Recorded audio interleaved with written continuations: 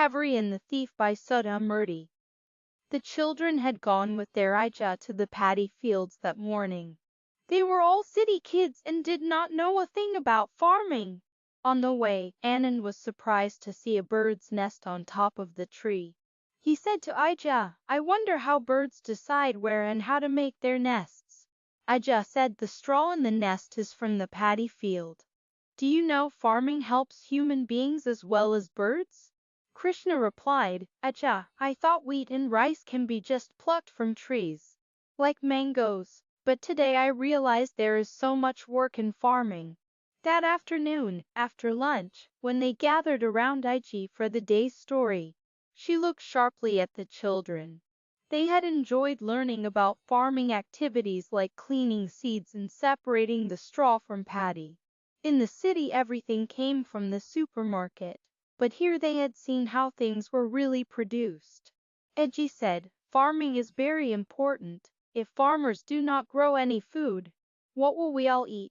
Anand said thoughtfully, "If farmers do such important work, why are they so poor?" "That's true, my dear," Iji sighed, fanting herself. "Of course there are rich farmers too, people who own lots of land, but many in our country till small pieces of land, and so make less money."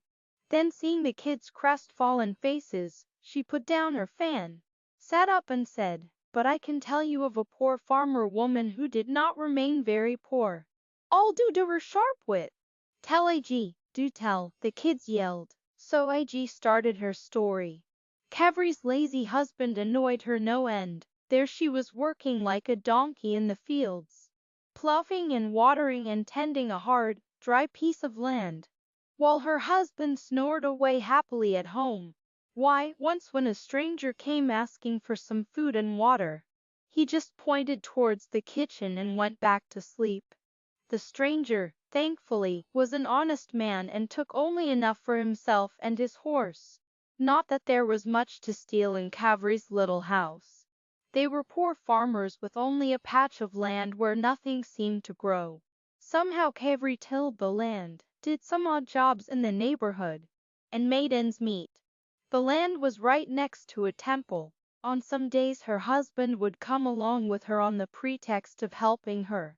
But no sooner would her back be turned than she would find him stretched out near the temple courtyard gossiping with passing villagers. One day, as she was working in the field, trying to dig up the ground so she could sow some seeds, a thin man with a big mustache appeared beside her. He was a thief, and up to no good. Kavery, of course, did not know this. She greeted him politely, and went back to her work. Now the thief wanted to steal the coins that were given as offerings in the temple and perhaps even the ornaments on the idol. The only way into the temple was by digging his way in from Kavery's land. But how could he do anything there, with this tough, no-nonsense woman working away? Guessing Kavery was hard up for money, he whispered to her, "Sister, why are you working so hard on this barren land? I will give you 1,000 rupees, sell it to me." Kavery raised her eyebrows. Why did he want to buy the land for so much money? Surely something was wrong. The thief sensed she was not about to sell it to him, so he raised his price. 1,050? No. 2,000? No again. 5,000? No. Kavery kept shaking her head. She did not like this cod-looking man who was offering her so much money for the field. Clearly he had some evil plans. Finally, to keep him quiet, she made up a story. "I will never sell this land. You see, it belonged to my ancestors. Now we are poor. But I am told that once our family was very rich.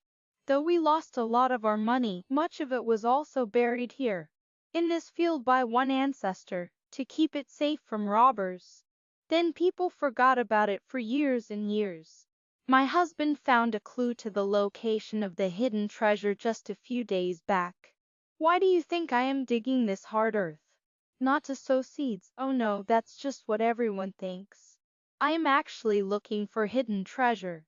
The thief was stunned. He felt this woman was really innocent, giving such important information to a stranger. He thought, why should I not take advantage of this situation? Here he was, hoping to steal a few coins from the temple.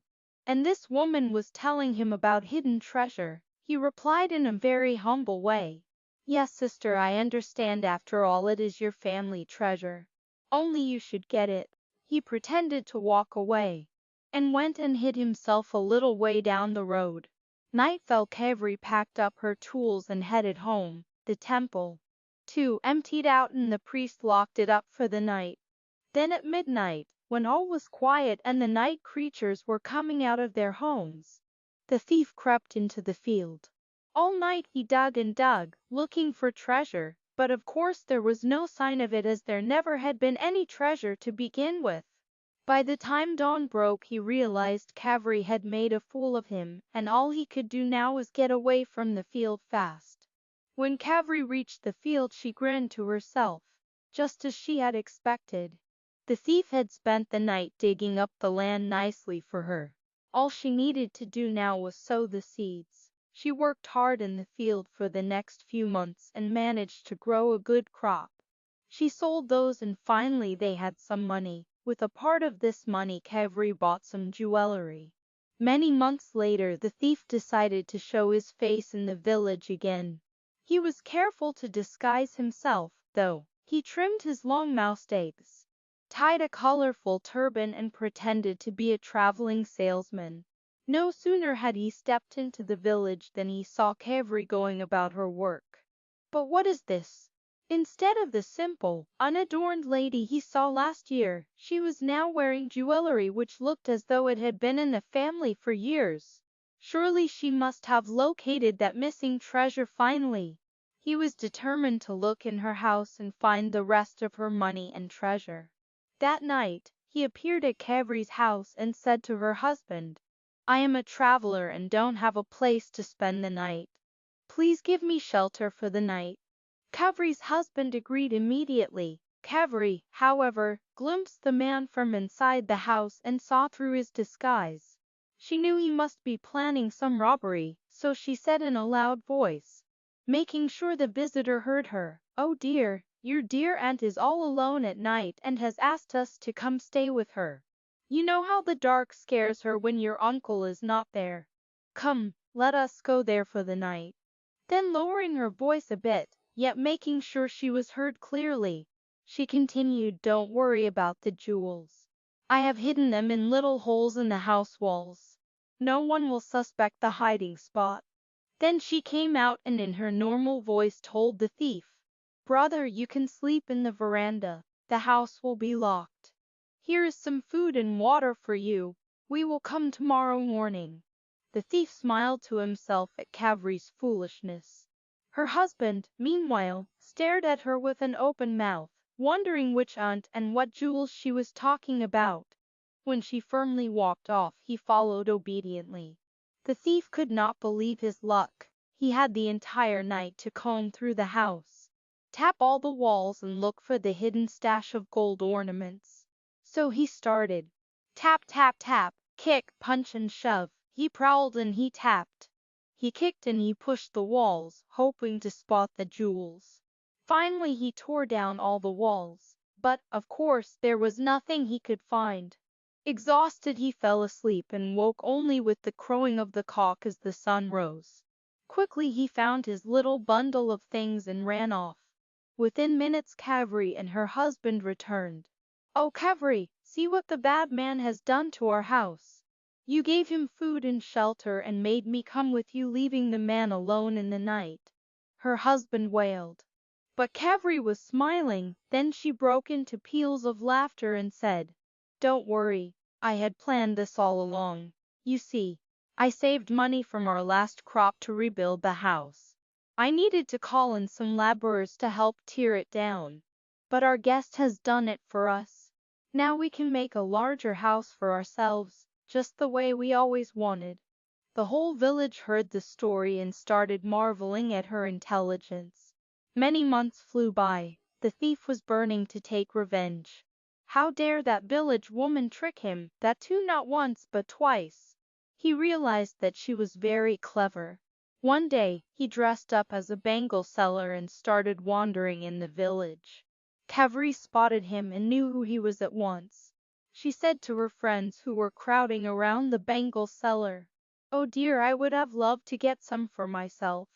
But ever since that good-for-nothing thief tried to steal all our money by tearing down our house, I have hidden everything in a little hole in a tree in the woods." "Which tree?" her friends asked. "Oh no, I am not saying which tree, but it is at last safe and sound out in the forest." The thief looked at her. Yes, Kavery was wearing an ordinary sari with no ornaments at all. Her friends turned around in astonishment at the crash with which the bangle seller flung down his collection of bangles and made off for the forest. Only Kavery watched with a grin on her face. Out in the forest, the thief searched high and low for the jewels. He climbed trees, poked around in bushes, got bitten, scratched and growled at. But he would not give up. The jewels were there somewhere and he had to find them. So that is where we will leave him, prowling around in the forest, looking for money and gold that don't belong to him. Everyone praised Kavery for her quick wit in ridding the village of the thief. She continued to work hard and made more money from her farming and became a rich old lady. Even her husband was shamed into giving up his lazy ways and helping her. As for the thief, who knows, perhaps he is still in that forest, looking for what was never his. Now if only he had learned to work hard like Kavery, he would have been as rich. The children laughed and laughed when the story was over. The poor thief, Meenu and Krishna giggled. Maybe he got eaten by a tiger. Edgy grinned. See, she told Anand, sometimes with a bit of luck and lots of pluck, people can change any situation in which they find themselves.